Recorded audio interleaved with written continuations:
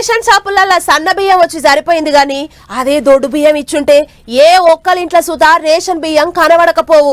ఎందుకంటే సన్న బియ్యం తినుడుకు అలవాటు పడ్డ పానాలాయే ఇక గవ్వేడ తింటారు చెప్పుండ్రి అన్నట్టు. రేషన్ బియ్యం అంటే యాదికొచ్చింది.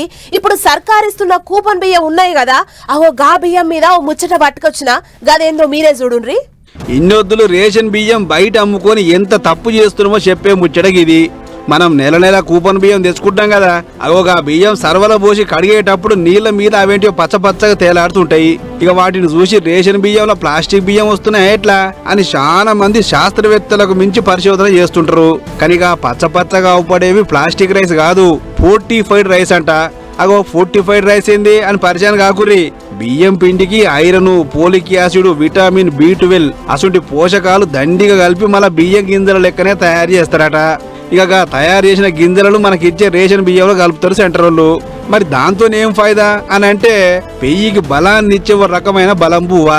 జనాలకు కూపన్ బియ్యం ఇచ్చుడంటే ఉత్త బియ్యమే కాదు, అవి తింటే ఇంటిల్లాదులు బలంగా ఉండాలి, ముఖ్యంగా ఆడోళ్ళు ఆరోగ్యంగా ఉండాలి. రేషన్ బియ్యం తింటే పుట్టబోయే బిడ్డ సుత బియ్యంలోనే పుట్టాలి అని కూపన్ బియ్యంలో ఈ ఫోర్టిఫైడ్ రైస్ కలుపుతారు.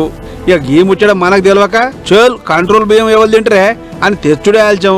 తెల్లారి మారు బేరగాలకు అడ్డికి పావుషేర్ లెక్కనే అమ్ముకుంటున్నాం. అట్లా కాకుండా ఈ కాంచి రేషన్ బియ్యమే తినురి, అది పెయ్యికి చాలా బలం ఇస్తుందని చెప్పుకొస్తున్నారు అధికారులు. అంతేకాదు రేషన్ బియ్యం తింటే బీపీ, షుగర్లు సుధా కంట్రోల్లో ఉంటాయట.